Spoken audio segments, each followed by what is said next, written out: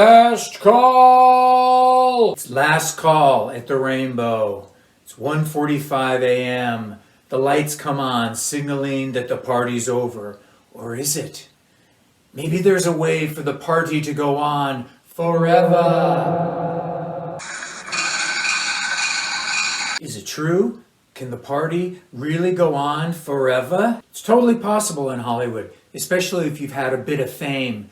Sometimes the party comes to you. Sometimes the party hits you on the head. Sometimes the party just carries you away in a strange cab. Now, in last week's episode, I talked about the whole drinking and driving thing in Hollywood. Your mission was to always get the car home. But what if you didn't have to drive? What if you got a ride to Hollywood instead? Well, that opened up all sorts of options, both plentiful and terrifying, because now you could drink. You could drink. Drink like a Viking. Drink like Bukowski on a Saturday night. The road to excess doesn't always lead to the palace of wisdom, my friend. Sometimes it leads you straight to the dark side.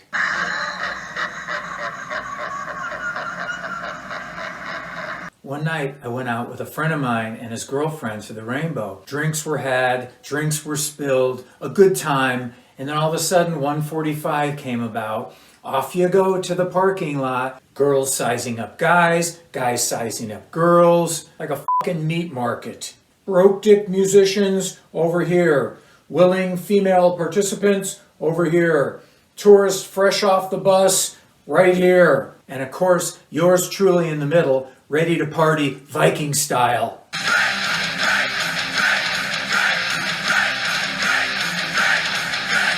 I started chatting up a nice girl. She looked at me, sized me up, and said, Mr. Hyde, what the hell? Why not? He's somewhat famous, so I probably won't end up dismembered like the Black Dahlia, so f*** it. I'll take a chance on creepy Uncle Jizzo. She heard of an after party, and did I want to go? Excellent.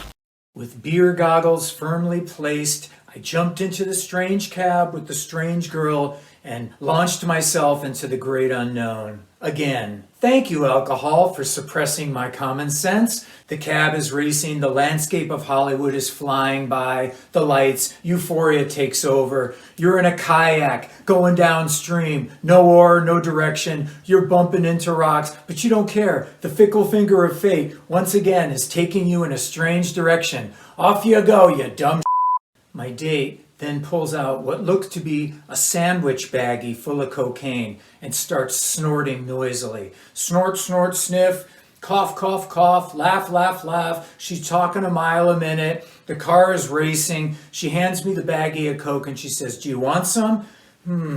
Cocaine, just what I need right now. Paranoid and impotent? No thanks. Just about this time, as always seems to happen in these circumstances, a small kernel of doubt starts to form in my mind. Maybe this wasn't such a good idea after all. After what seemed like an hour's drive, we finally show up at this after party. And of course, there's nothing there. It's empty. So what do we do now? I'm getting tired. It's 3 a.m. So let's just go to my house, the girl says. So the cab drives us to her house. And the first thing we do when we get to her house is she breaks out this bucket full of lines. It's like Scarface now. I'm wondering if I'm going to get chainsawed in the shower. And of course, she had no booze, naturally. So I'm getting soberer and tireder, and she's getting more amped up by the minute. Yak, yak, yak, yak, yak. Sniff, sniff, sniff. Yak, yak, yak, yak, yak. You know, have you heard so-and-so's demo? Do you know that band so-and-so? Have you know those guys? They totally rock. And I'm just going... Then, in the midst of this fucking nightmare, I had an idea. Hey, wait a minute. Why don't you just drive me home? I have booze at the house. We could literally be up all night and sleep all day. What do you say? So that's what we did. She borrowed her roommate's car. We got in the car, drove down Highland, made a left, got on the Hollywood freeway, and then we got into the Ventura freeway, and we were almost home, home, home. And that's when the red lights came on in back of the car. Then the girl reaches into her purse, pulls out the baggie of coke, throws it in my lap and says, get rid of this.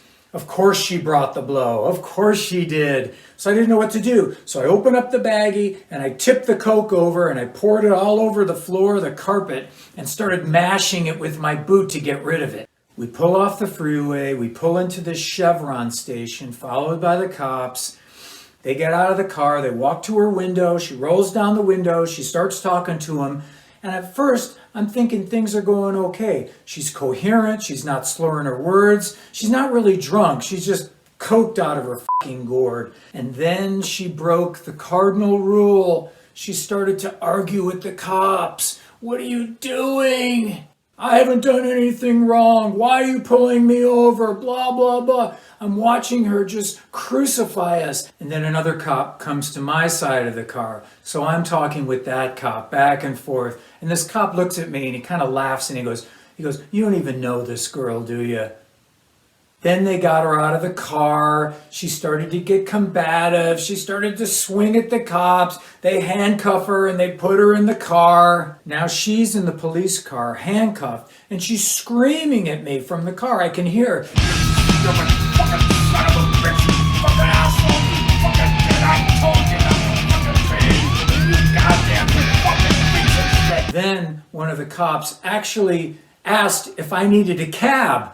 Oh my God, the cop is going to call me a cab. So that infuriated the girl even worse.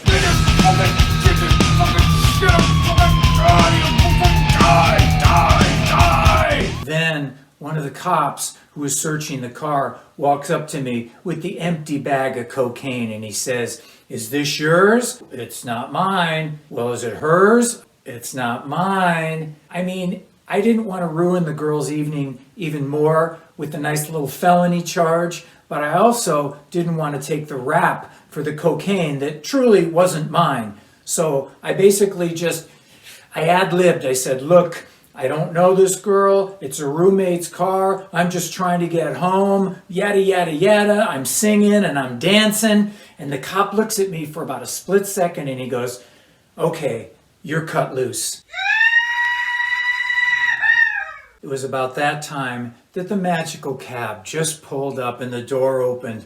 "Cinderella, your coach is here to take you to the ball." I waved farewell to the cops. I waved farewell to the girl. I jumped in the cab. Home, home, home. The moral of this story is there is no moral. As a rock and roller in Hollywood, you could fuck yourself up every night of the week if you wanted to. You could OD on drugs. You could OD on booze. You could hook up with the wrong person and make a redheaded stepchild, all brought to you by the shimmering lights of Hollywood. Fall down the rabbit hole, but you get up again. That's the American way. It's your old pal Jizzo, rockin' and rollin', and we'll see you next time.